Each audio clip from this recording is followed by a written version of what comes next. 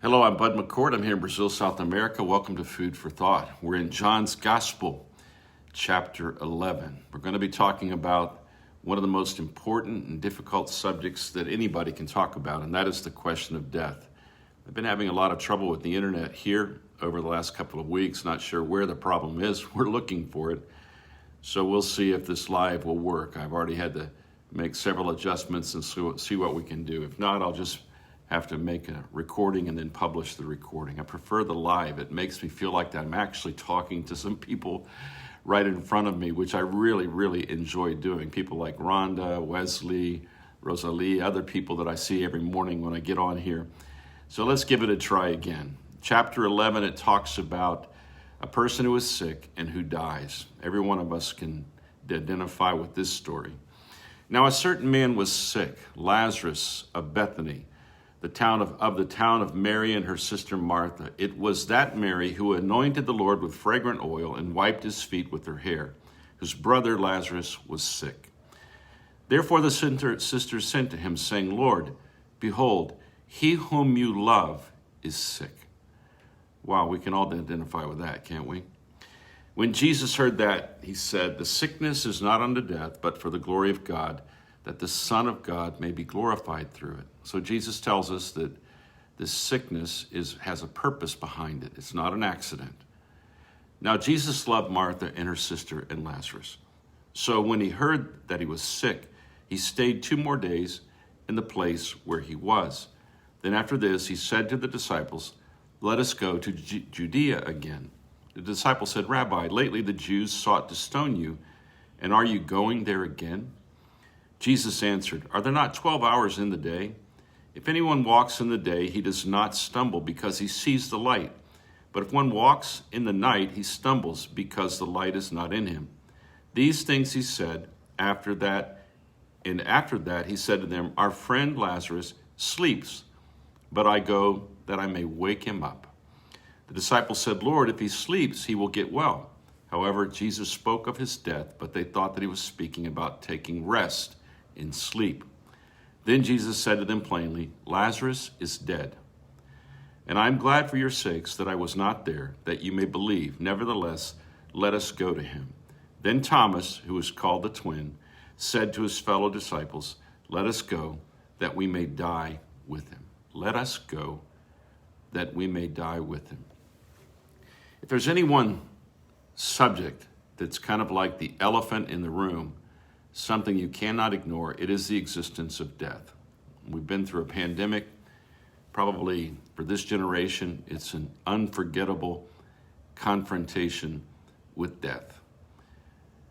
It is something that is life-altering in the sense that the fact of the existence of death is one of the most difficult realities to get our arms around, because there's something inside of us that says it is not normal. It is not normal. Every single religion has to deal with the question of death.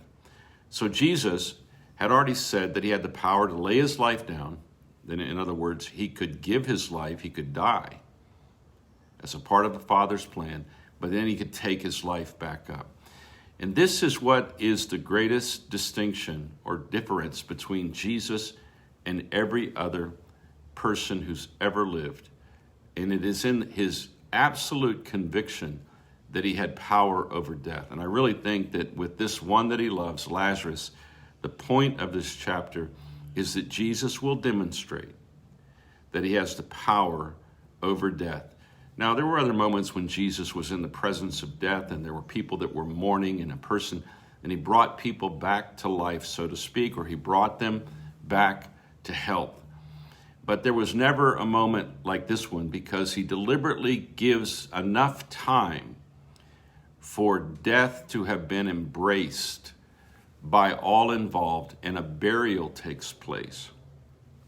And it's already going to be 4 days by the time Jesus gets back to where Lazarus is, and he's already in the tomb. And this discussion between Jesus and the sisters and the people around becomes very definite, that everybody thinks that death has had the final word in Lazarus's life. And that really is what what is really calls my attention is we look at death and we face death, but we sort of have to let it have the final word, so to speak. We adapt to it.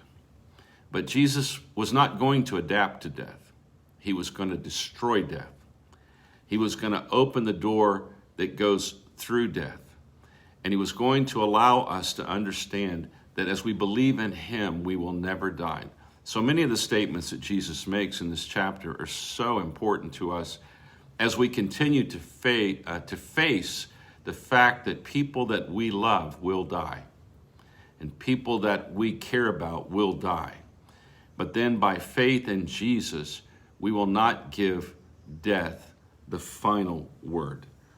We will not give death the power over the way that we will respond as we have people dying that we love and we know that Jesus loves. I think we're experiencing this almost daily. At the age that I am, at almost daily we receive news of someone that we knew, someone that we loved has died. And we hear the comments of people on Facebook and other places, and we know that this subject is incredibly relevant. You can kind of sense the way that the disciples are reacting because. So let us go that we may die with him. In other words, it's almost like Thomas has followed Jesus. He's sincere, he's authentic, he wants to be with Jesus. He's not abandoning Jesus, but he is just overwhelmed at the thought of death. Let us go with him that we may die with him. There it is. There's that feeling, that sense that we have that the death is the one thing we can never overcome. But Jesus affirms in this chapter that he is greater than death. Nothing that Jesus has done up to this point is accidental. When you read what Jesus is doing and you follow it through, as we've been doing over these weeks, to me it's become very clear that Jesus was, when he talks about if there's 12 hours in a day, it's like, I have to finish all these things my Father sent me to do, all the works that the Father has prepared for me. And he knows that he's going to go to the cross and die. But before he dies, it's as if he's saying, there are all these signs and wonders and miracles and words that I must deliver. And there are 12 hours in a day, and I'm not going to waste a single hour of a single day as if it makes no difference. I am not afraid. And this is maybe one of the most important lessons of this particular chapter, and that is that we should not give death more power than it has. We do know that we will die, but that is not the final word. We do know that people who we love will die, but that is not the final word. It is an experience that we share as human beings, but it is not the experience that defines us. It is not the experience that settles everything. There is a greater than the death. There's a greater here than the death, and that is Jesus Christ, the Son of God, who dwells among us. This is a fundamental concept and belief of Christians, that death is not normal. It is not normal. It was not meant to be, but it is a reality that we must understand. The Bible says it is appointed unto man once to die, and then after this comes the judgment. So there is something here we have to deal with. And those of us who have dealt with it with father and mother and with friends and with relatives and with sisters and with brothers, we know how difficult it is. We have felt this. But when we focus on Jesus, we can either say as the twin here, the one Thomas says to him, let's just go ahead and die with him. We lived with him for a while, but let's just go die with him. I'm not quite sure what was in his mind, if there was something beyond that. He doesn't get more specific than that, but certainly he is looking at this as something that is inevitable and it's coming, and well, let's just live as good as we can with Jesus and then we die. But for the Christian, We look past death. We don't run from it. We're not afraid of it. We look past it, and we see the resurrection. And of course, that comes later on in the book of John. We see and live and experience the resurrection.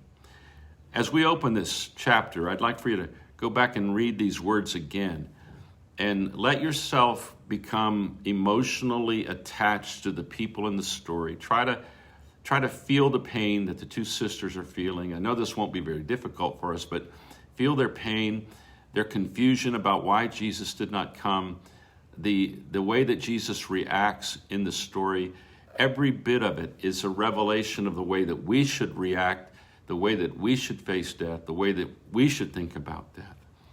And later on, we can see, as we move through the book of John, that when he gets to the very end, he destroys the work of the devil. He destroys death.